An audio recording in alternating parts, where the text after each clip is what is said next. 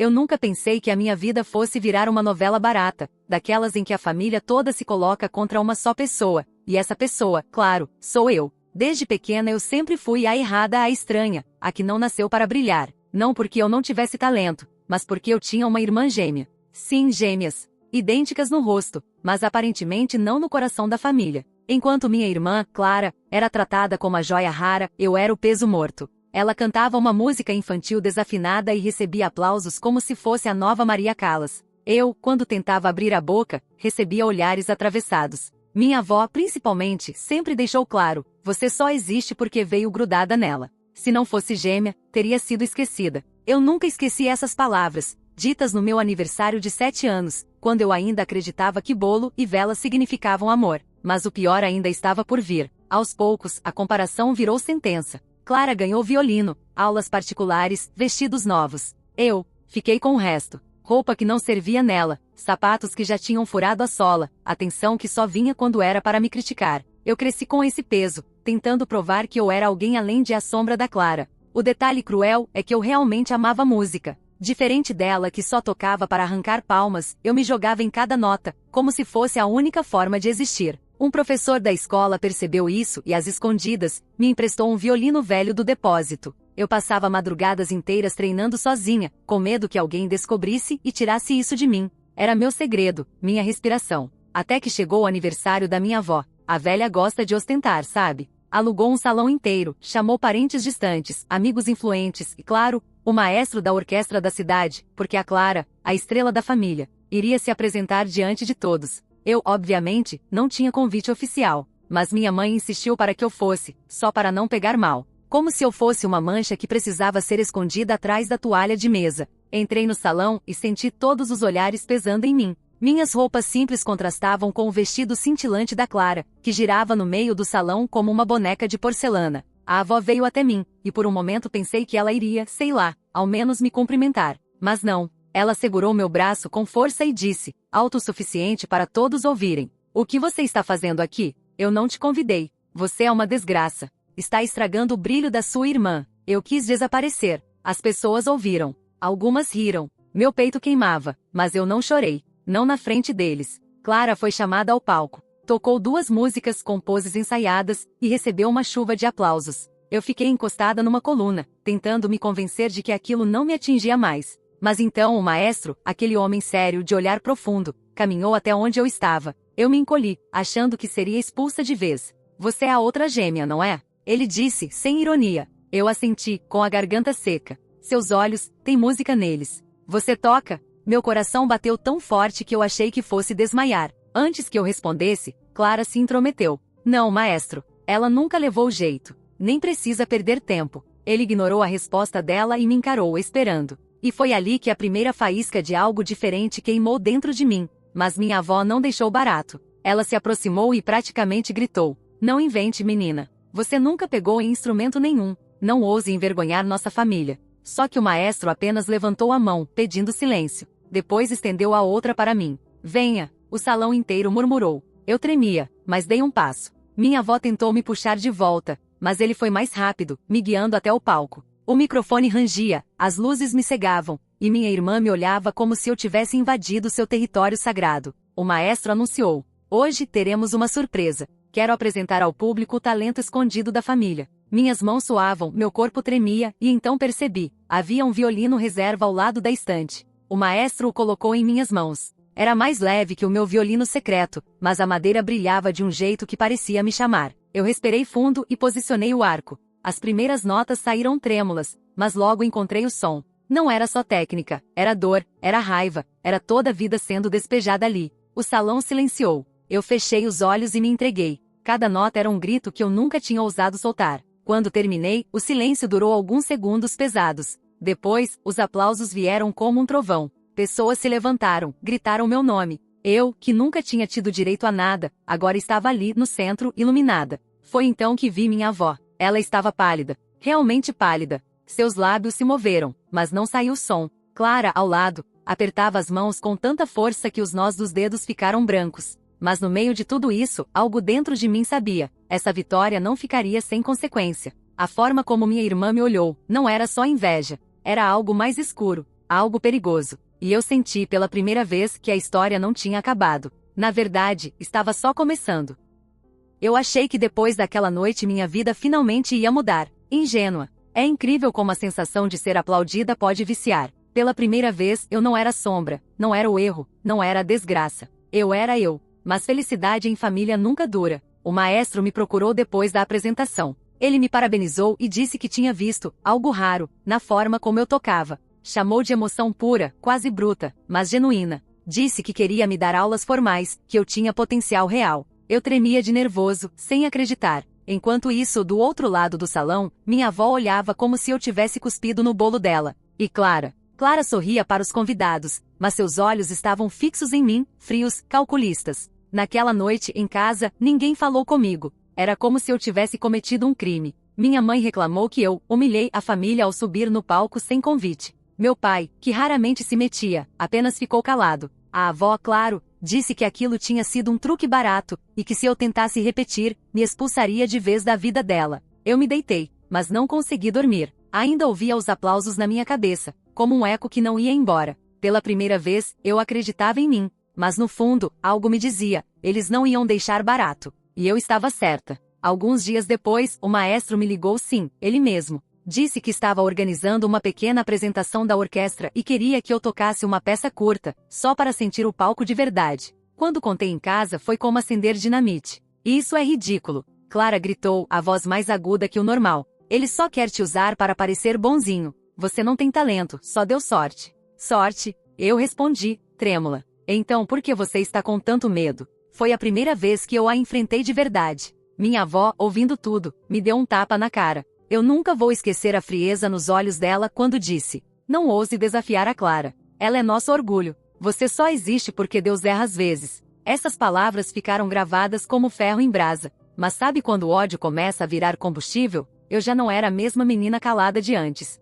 Na semana da apresentação, percebi que Clara estava estranhamente calma, quieta demais. Ela até fingia estar ocupada com os próprios ensaios, mas havia algo nos olhos dela, algo que me fez sentir calafrios. No dia do evento, cheguei mais cedo ao teatro para afinar o violino. Ele estava guardado em uma sala lateral, junto com os instrumentos dos outros músicos. Quando abri o estojo, meu coração quase parou. As cordas estavam cortadas. Não partidas, mas cortadas com lâmina, de um jeito que parecia proposital. Eu congelei. Não havia tempo para trocar todas. Minhas mãos suavam. O desespero subiu na garganta. Eu ouvi passos atrás de mim, e quando virei, lá estava Clara. Encostada na porta, sorrindo com aquele ar angelical que enganava todo mundo. O que foi? Probleminha técnico? Ela perguntou, falsa como sempre. Uma pena, justo hoje. Eu quis gritar, acusá-la, mas não havia prova. E pior, se eu contasse a alguém, ninguém acreditaria. Eu era a desgraça, lembra? Quem acreditaria em mim contra a estrela da família?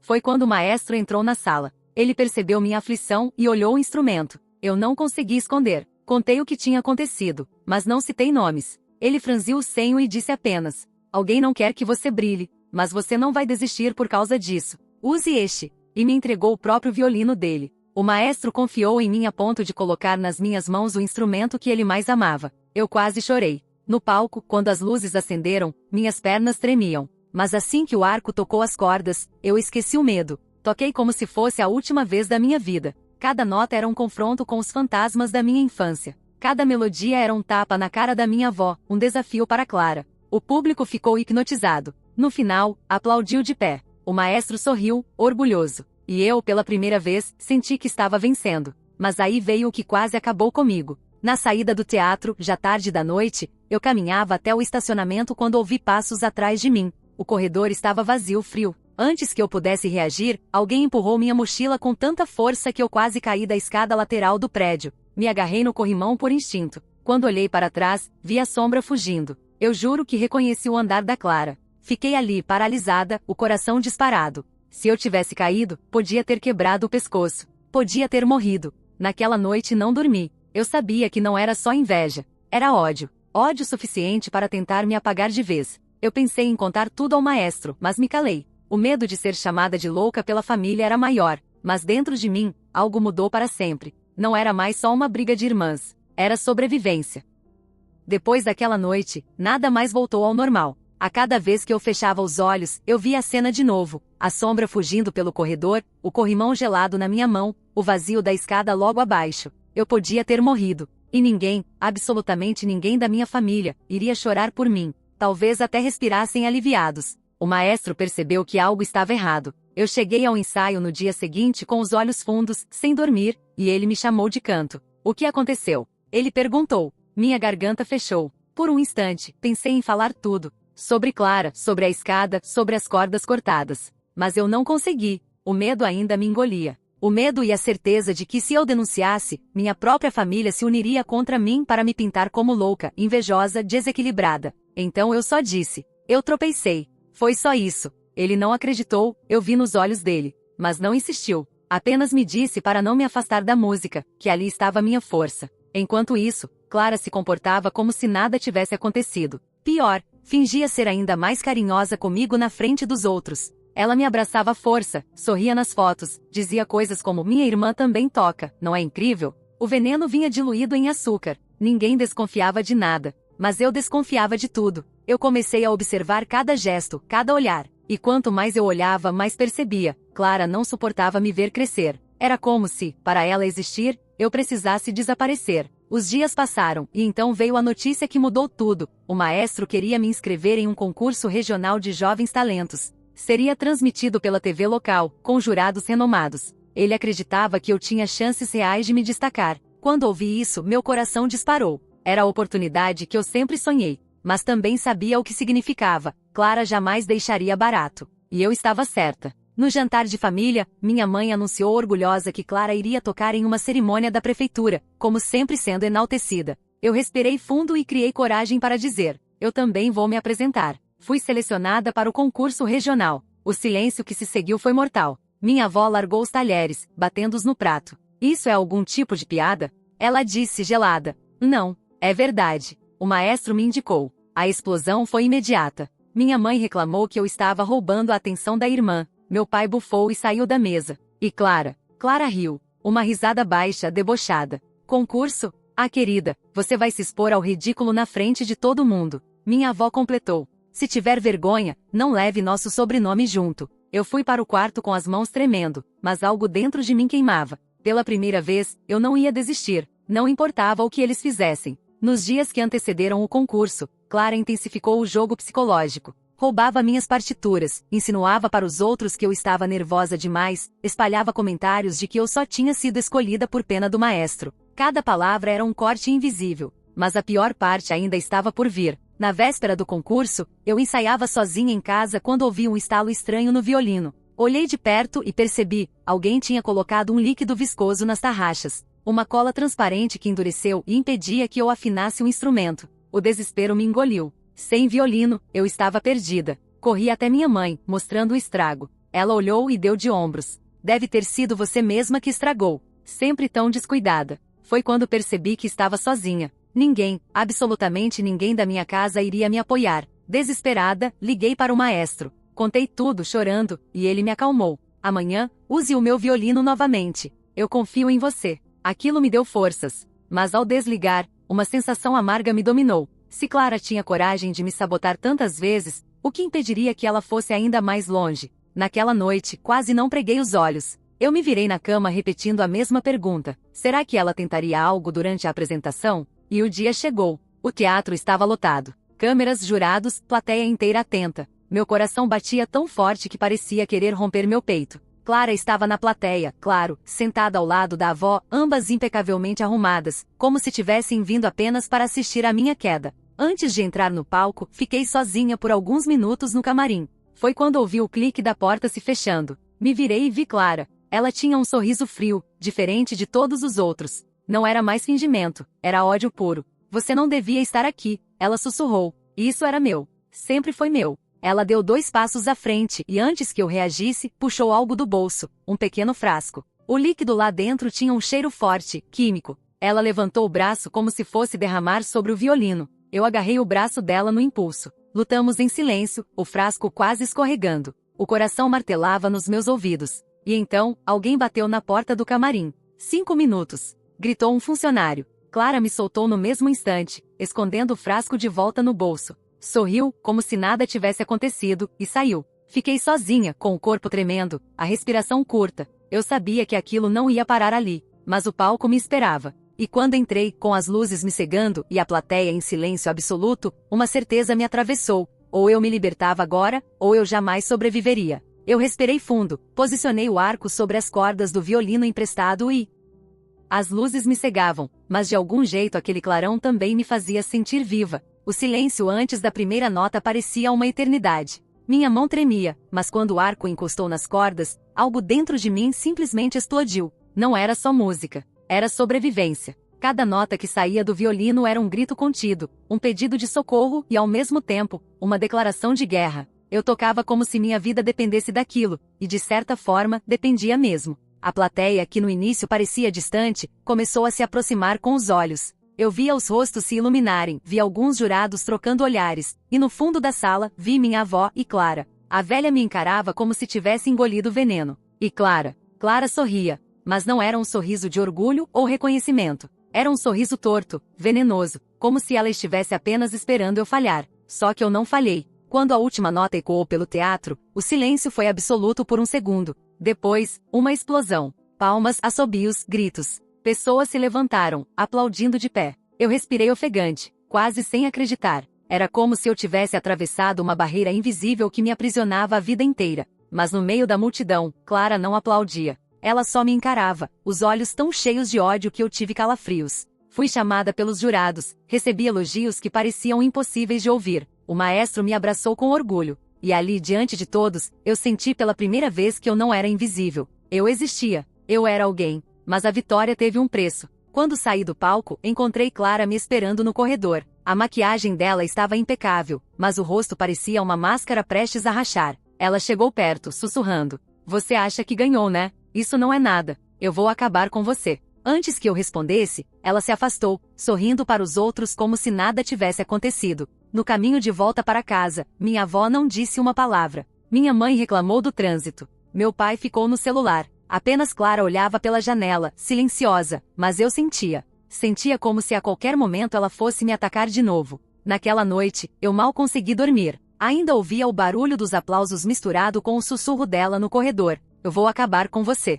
Dias depois, saiu o resultado oficial do concurso. Eu havia sido selecionada para uma fase nacional. A notícia correu rápido. Professores, colegas, vizinhos vieram me parabenizar. Mas dentro da minha própria casa, o clima era de luto. Clara fingia indiferença, mas eu sabia que por dentro, ela estava queimando. E então começaram as sabotagens mais sutis. Minhas partituras desapareceram 2 vezes. Meu metrônomo sumiu. Meu caderno de anotações apareceu encharcado de água. Pequenas coisas, mas sempre no momento mais crítico. Eu tentava ignorar, mas a sensação de perseguição me consumia. Era como viver em campo minado. Até que uma tarde, voltando do ensaio, encontrei meu quarto revirado. Gavetas abertas, roupas no chão. No meio do caos, o estojo do meu violino. Abri, apavorada. E lá estava, o braço do instrumento rachado ao meio. Irreparável. O grito ficou preso na minha garganta. Eu caí de joelhos, segurando os pedaços, como se tivesse perdido parte de mim. Eu sabia quem tinha feito aquilo.